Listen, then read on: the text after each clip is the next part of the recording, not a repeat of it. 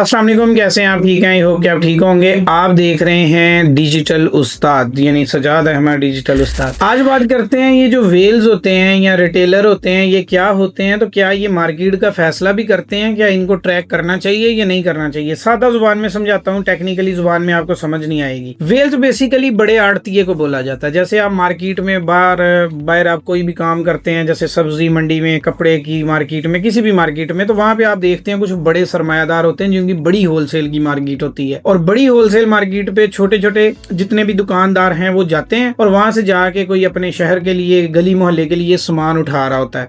लेकिन बड़ा सरमायादार क्या होता है, वो यहाँ तो लाहौर में बैठा है या कराची में बैठा है या जैसे मलेशिया या इंडोनेशिया या किसी भी मुल्क में आप हैं तो वहां पे एक बड़ी होलसेल मार्केट होगी जहां पे बड़े बड़े खुंग बैठे होंगे। बेसिकली उस मार्केट में जहां पे वो बैठे होंगे उसका फैसला कौन कर रहा होगा? वही। अगर उन्होंने रेट गिराना है तो क्योंकि कंपनी तो माल उनको देगी और वो आगे देंगे, तो वो क्या करेंगे, वो स्टार्ट में ही सारा स्टॉक कर देंगे और आपको बताएंगे कि मार्केट में माल स्टॉक हो गया। तो जब आपके पास मिलेगा नहीं तो उस वक्त क्या होगा? उस वक्त आपके पास प्रॉब्लम ही प्रॉब्लम होगी, क्योंकि रेट इंक्रीज हो जाएगा, क्योंकि उसने क्या किया, स्टॉक कर दिया। अब वो क्या करता है, मैं एक मिसाल लेता हूं कि जैसे आईफोन है, इसका 1 लाख मोबाइल आया और जरूरत थी 30 यानी 5 लाख मोबाइल की जरूरत थी या 1 लाख मोबाइल की जरूरत थी। अब कंपनी ने भेजे 1 लाख पूरे। अब उसने क्या करना है कि उसने कहना है कि कंपनी की तरफ से स्टॉक कम आया, 25,000 से गुजारा करो, तो उसने 25,000 मार्केट में डिस्ट्रीब्यूटर को दे देना है। ये फॉर एग्जाम्पल समझा रहा हूँ आपको। अब जैसे 25,000 जाएगा तो जहां पे 50 क्लाइंट मौजूद हैं वहां पे मोबाइल 3 जाएंगे, 4 जाएंगे। अब पूरे पंजाब में अगर 1 लाख मोबाइल की जरूरत है, वहां पे 25,000 मोबाइल जाएंगे। तो इसमें होगा क्या कि वो 75 मोबाइल पड़े तो उसके पास ही है, लेकिन क्योंकि वो चाहता है कि महंगा बिके तो वो जो 25-25 करके निकालेगा, तो वो पहले 25 जो भेजे थे उसने, फिर वहां पे क्या होगा कि नॉर्मल रेट अगर उसका 4 लाख है तो आपको खरीदना पड़ेगा वो 5 लाख 6 लाख यानी कि स्टॉक से खरीदना पड़ेगा। तो इसमें मार्केट का फैसला करने वाला कौन है? वही वेल्स। अब अगर आपको ये लॉजिक ही समझ आ जाए कि वो वेल्स कैसे बना और वो उसने क्या ऐसा किया कि जिसकी वजह से कंपनी सारा माल उसी को दे रही है और आप ट्रैकिंग पे ले आते हैं उसको, उसके बाद आप अगर उसी इन्वेस्टर के साथ ही काम करना शुरू कर देते हैं, मतलब उसी बंदे के साथ या उसी कंपनी के साथ डायरेक्ट काम करना शुरू कर देते हैं, तो ये वाला लेवल आपका भी आ जाएगा। अब आप अगर डाउन लेवल पे हैं और आपका सरमाया उतना नहीं है तो आप बड़ी कंपनी से काम नहीं कर सकते। ये एक सादा सा मतलब है। अब आ जाए क्रिप्टो में, इसी चीज को कैसे लिया जाता है।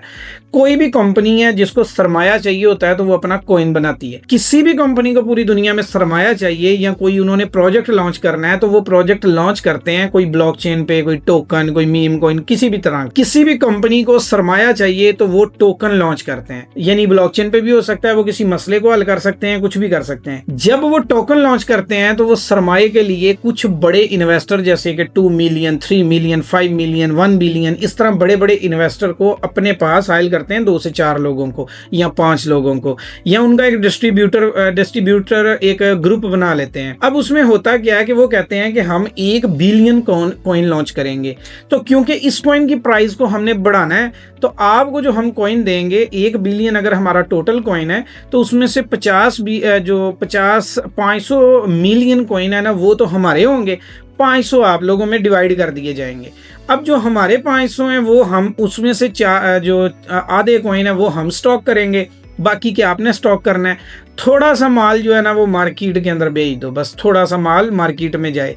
अब थोड़ा सा माल जब मार्केट में जाता है यानी 5-6% का कॉइन, तो 5-6% जब मार्केट में जाते हैं तो उसके बाद वो आप लोग खरीदते हैं, खरीदारी करते हैं।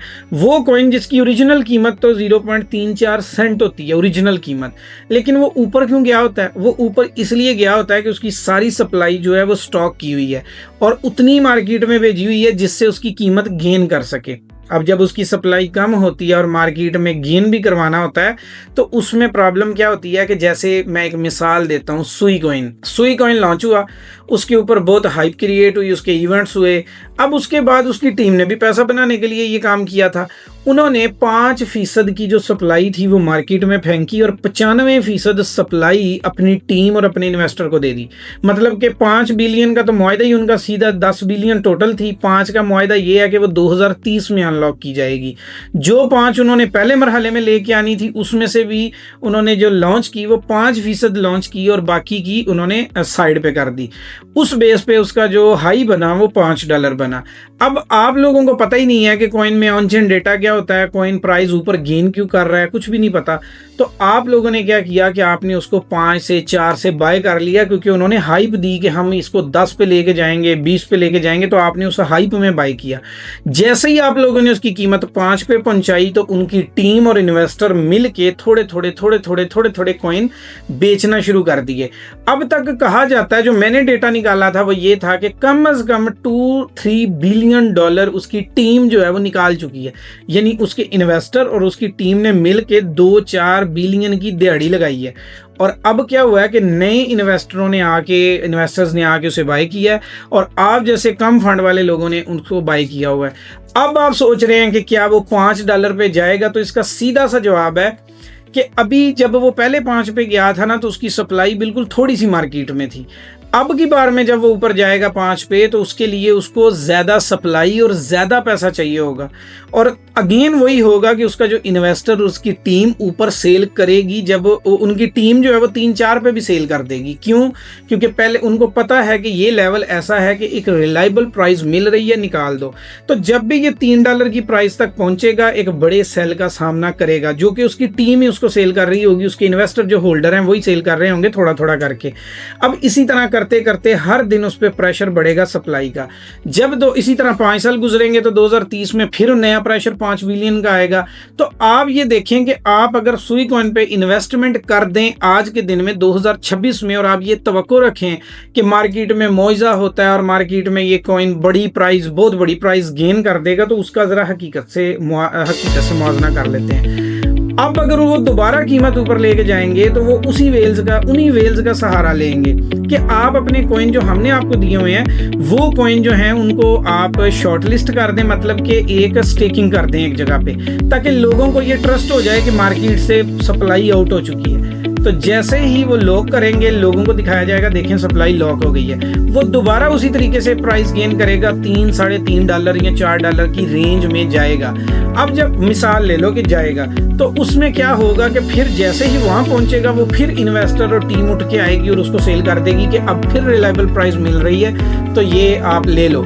ये काम एडीए का ओनर कर रहा है, उसकी टीम इन्वेस्टर्स कर रहे हैं, ये ईना के इन्वेस्टर्स कर रहे हैं, ये टिया के इन्वेस्टर कर रहे हैं, ये बीटीसी के इन्वेस्टर कर रहे हैं। दुनिया की हर मार्केट के अंदर कोई भी होल्डर लॉन्ग टाइम का नहीं है, वो एक्सचेंज होता रहता है। ऑन चेन डेटा के मुताबिक अभी तक सिर्फ बीटीसी में सतोशी नाकामोटो जो उसका ओनर है ना, उसने अभी अपने वैलेट को नहीं हिलाया 13 साल में। उसके पास 1 मिलियन कॉइन है बीटीसी के, जो कि 150 बिलियन के बनते हैं। वो एक वाहिद बंदा है जो अभी तक सामने भी नहीं है और उसका 13 साल से 14 साल से वैलेट हिला भी नहीं है। ये जितना भी साल बीटीसी को हुए ना, इतने सालों में वो हिला नहीं है। अगर आज वो निकल के आए और वो कहे कि मैं हूँ सतोशी नाकामोटो, तो कोई नहीं मानेगा। लेकिन वो उसका वैलेट अगर $1 की भी ट्रांजैक्शन कर देना 14 साल से जो एक जगह पे रुका हुआ है, $1 की ट्रांजैक्शन करे तो सारा कुछ ही आउट हो जाएगा। तो इसको कहते हैं मार्केट में माइंड मेकिंग। वो जो आप ढूंढ रहे होते हैं वो बेसिकली ये है। अगर आप इस चीज़ पे कंट्रोल कर लेंगे तो आपको बहुत फायदा है, और अगर आप यही कंट्रोल ना कर सके तो आप डूब जाएंगे।